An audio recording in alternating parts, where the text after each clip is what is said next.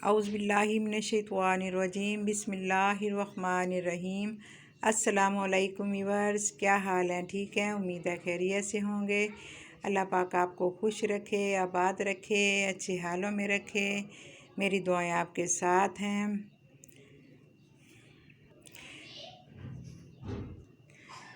तो व्यूअर्स, आज मैं आपसे एक बात शेयर करना चाह रही हूँ। ये थोड़ी देर पहले हुई है मेरे घर में। तो व्यूअर्स, आप ये देख रहे हैं कलरफुल तोते हैं ये। थोड़ी देर पहले किसी ने मेरा गेट बजाया, तो जब मैं गेट पर खुद ही गई तो किसी बच्ची की आवाज़ थी कि आंटी दरवाज़ा खोलें। तो मैंने दरवाज़ा खोला तो देखा तो एक बच्ची के हाथ में ये पिंजरा था। ये जो तोते हैं यही वाला पिंजरा था। अंदर ले आई तो कहती है, आंटी हाँ, आपने ये तोते ख़रीदने हैं। मैं थोड़ी देर के लिए परेशान हो गई, भाई ये क्या है, ये कौन है। मैंने उसको बिठाया, बेटा बैठो इधर। फिर मैंने पूछा, बेटा आप कहाँ से आई हो? तो बोलने लगी, 4-5 घर छोड़ के हमारा चबारे पे घर है। तो मैंने कहा, बेटा ये आप क्यों बेचना चाह रही हो, क्या मसला है? इतने प्यारे ये हैं तोते हैं बड़े, आप क्यों नहीं रख रहे अपने घर में? तो कहती है, आंटी हमारे पास पैसे नहीं हैं, इसलिए हम बेचना चाह रहे हैं। तो फिर मैं बहुत परेशान हो गई। फिर मैंने पूछा, बेटा आपके बाबा क्या करते हैं? तो वो बोलने लगी, मेरे बाबा को आँखों को नज़र नहीं आता। तो मैंने कहा, आप कितने बहन भाई हो?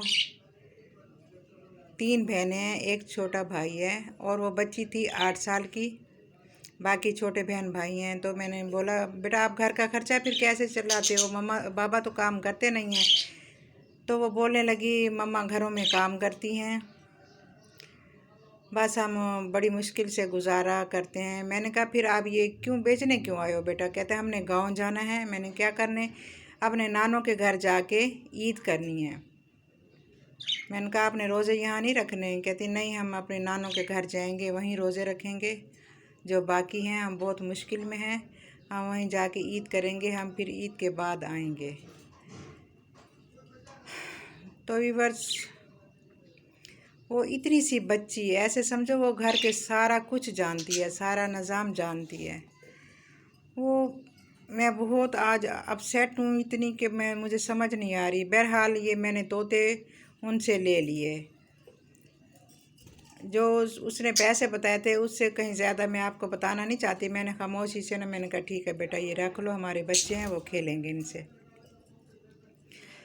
तो व्यूअर्स, मेरी वीडियो बनाने का ये मकसद है, हम लोग आसपास देखते नहीं हैं, हम अपनी दुनिया में मगन है, शॉपिंग कर रहे हैं ईद की, और इतने 10 खाने बना लेते हैं अफ्तार पे, और आसपास हम देखते नहीं हैं आसपास किसी ने कुछ खाया भी है या नहीं, किसी के घर चूल्हा जला भी है या नहीं, किसी ने एक टाइम की रोटी खाई है या नहीं, उनके बच्चे कैसे हैं, उन्होंने शॉपिंग की है या नहीं ईद की।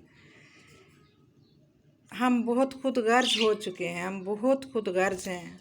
हमें पता नहीं है कि बाहर क्या हो रहा है। हम अपनी सारी ख्वाहिशात पूरी करते हैं।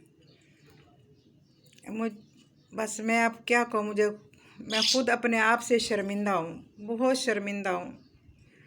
अल्लाह पाक हमें सीधे रास्ते पे चलाए। फिर मैंने उस बच्ची को बोला कि आप बेटा जब आना ना, आपने अपनी मम्मा को मेरे घर भेजना है, आप लोग मेरे घर आया जाया करें, जब आपने आना है तो ज़रूर पहले मेरे घर आना है। कहती है, अच्छा आंटी। तो व्यूअर्स, अपने आसपास देखें क्या हाल है, कैसे लोग रहते हैं, गरीब हैं, कैसे हैं, उनका ख्याल करें। रमज़ान शरीफ में तो वैसे भी ख्याल रखना चाहिए आसपास वाले लोगों का। अगर आपने सालन बनाया तो एक प्याली ज़रूर किसी के घर दें, एक बंदे को ज़रूर खाना खिलाएं। इससे बहुत ही बरकत होती है और सवाब होता है। मेरे से अब बोला नहीं जा रहा, बस अल्लाह ताला हम सब को सीधे रास्ते पे चलाए।